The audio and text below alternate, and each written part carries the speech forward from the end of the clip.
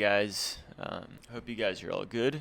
We're getting into a topic that's kind of more towards the back of my history map.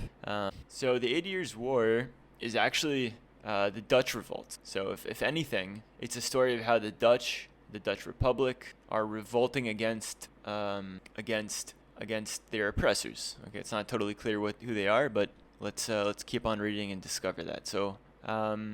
So this is an armed conflict, okay? Hence, they're using this word war, which also can be cold, but here this is armed. This is not just chin wagging. This is not just sanctions. This is actually like a hot war. And it's in the Habsburg Netherlands. Okay, House Habsburg is what I jokingly refer to as like the Targaryens. They're this massively powerful house with massive holdings. Apparently they're holding the Netherlands, the collection of different states in the area of modern-day Netherlands. As well, I think their holdings are in Prussia, if I'm not mistaken. The House Habsburg also rules. I don't know if in this particular date of the 1566, between 1566 and 1648, but I do know that they have control over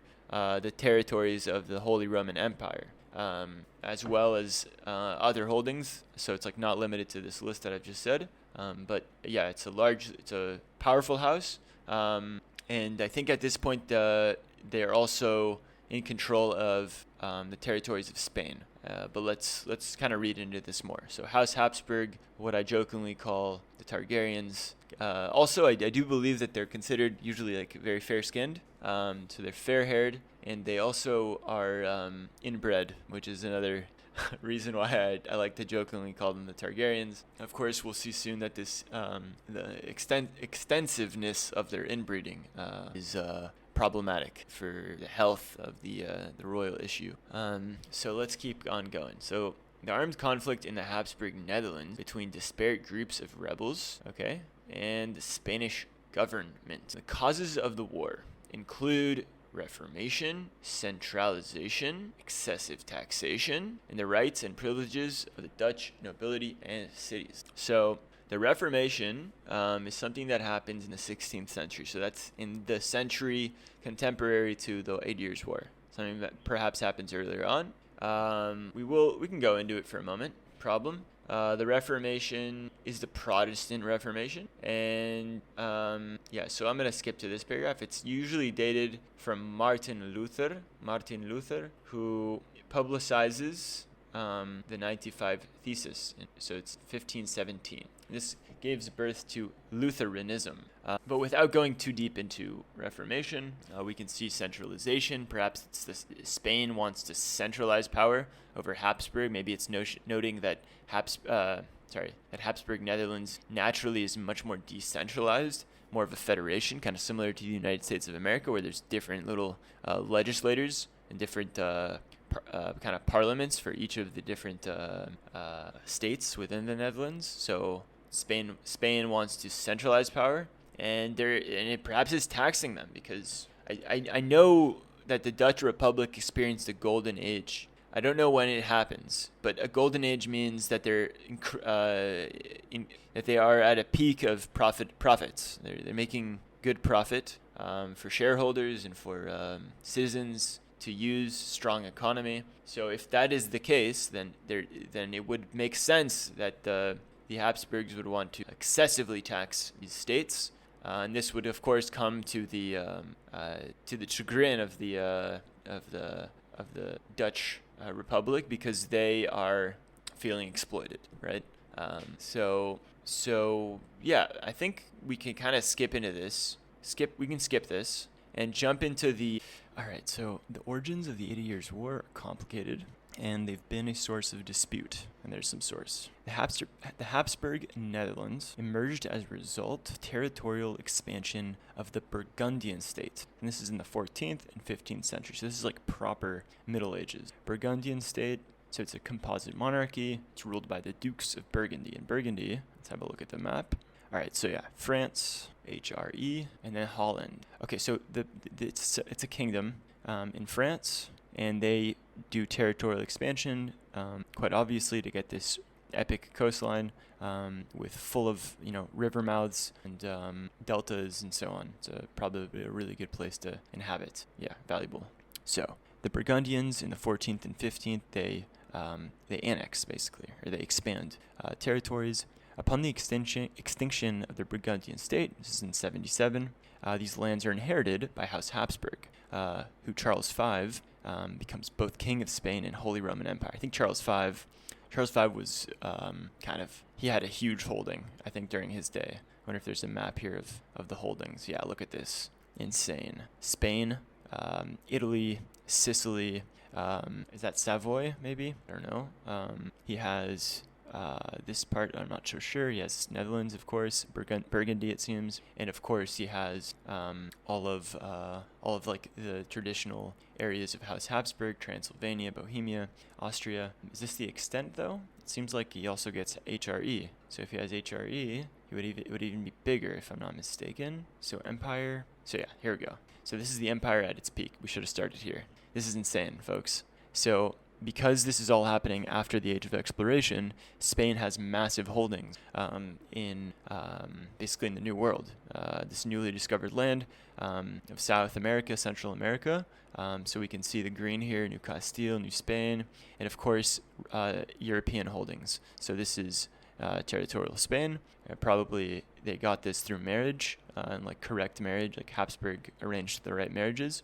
Sardinia, Sicily, and all the parts that we mentioned before we saw them is green, but what we have here now is basically this maroon color, which is HRE, and yeah, massive holdings, probably the biggest at that time, I would assume, in territorial Europe. All right, so basically he becomes king of Spain, and this is in 77. So 77-82. By the way, let's just have a look let's frame this guy. His reign is from 19 to 56. Okay, so they're inherited by House Habsburg, and then in Charles V, in something like 16 or 19, he becomes both King of Spain, Holy Roman Empire, and by conquering the rest of what would become the 17 provinces, the Guelders Wars. So that's conquering. So basically, it seems like Charles V conquers or helps conquer basically all of the Netherlands during these Guelders Wars. And he seeks to combine these disparate regions into a single political entity. He's aspired to counter the Protestant Reformation, of course, and keep all his subjects obedient to the Catholics. And of course, we can see that this kind of ties into this theme of centralization and fighting the Reformation. Okay, so King Philip II of Spain, in his capacity as sovereign of Habsburg Netherlands, he's sovereign, continues his anti-heresy and centralization policies of his father Charles V. Resistance grows among moderate nobility population, both Catholic and dissenting in Netherlands. They're not down for it. This mood first led to peaceful protests, as from the Compromise of Nobles, so on. But the summer of 66, so now we're getting 66. Our war again starts in 1621. So we're still much prior to this. So 66, we have violent protests by the Calvinists, known as the iconoclastic fury. Iconoclast, of course, is someone who's like against the mainstream, I think, like has it's kind of a maverick, but I guess in these days it's someone who's like against the mainstream of religion, perhaps more specifically against the mainstream, perhaps, of Catholicism. Iconoclasm, let's see, actually, it says it right here. Social belief in the importance and destruction of icons. Okay, I was totally wrong. Sorry, folks. I'm always wrong. That riff totally failed. So iconoclasm is the social belief in the importance of the destruction of icons and other images and monuments.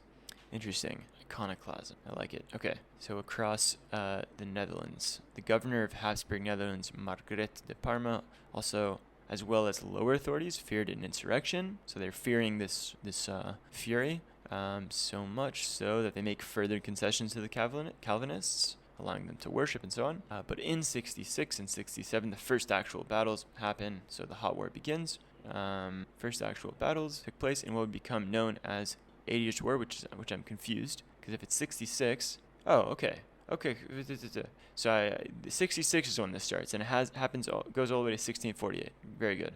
So 66 to 48. So this really starts right here. So basically, like essentially insurrections that are turned violent. Okay. So we're gonna jump into this Habsburg Netherlands right now.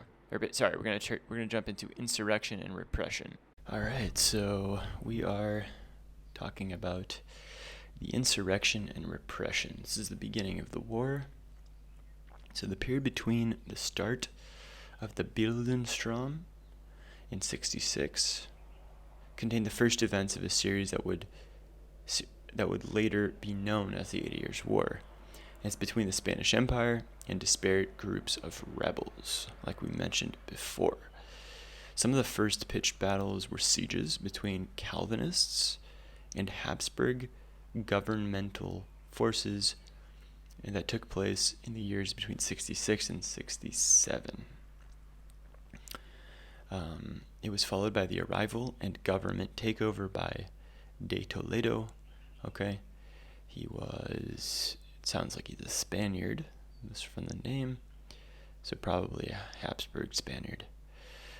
So he came with an army of 10,000 Spaniards and Italian soldiers. It was an ill-fated invasion by the most powerful noble of the Low Countries. The exiled but still Catholic William the Silent of Orange failed to inspire general anti-government revolt. Although the war seemed over before it got underway, in the years 69 through 71, Alba's repression grew severe, and opposition against his regime mounted to new heights. Okay, so what happened here? We're having the first sort of events. It seems like a siege. Calvinists. So let's just check out what this is. So Calvinists, Reformed Christianity, also called Calvinism's a major branch of Protestantism that began in the 16th century Reformation. So without getting too deep into it, it just seems to be like a branch of Protestantism. Although virtually all historians place the start of the war somewhere in this period, there's no historical consensus on which exact event should be considered the beginning. Got it. For this and other reasons, some historians have endeavored to replace the name 80 Years' War for just the Dutch Revolt. Makes more sense. Instead of like having to have exactly 80 years, let's just call it the Dutch Revolt.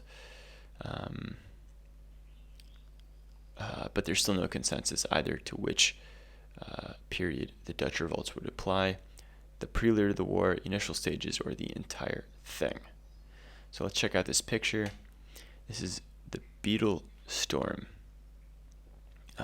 or iconoclastic fury, more or less organized destruction of Catholic sacred objects.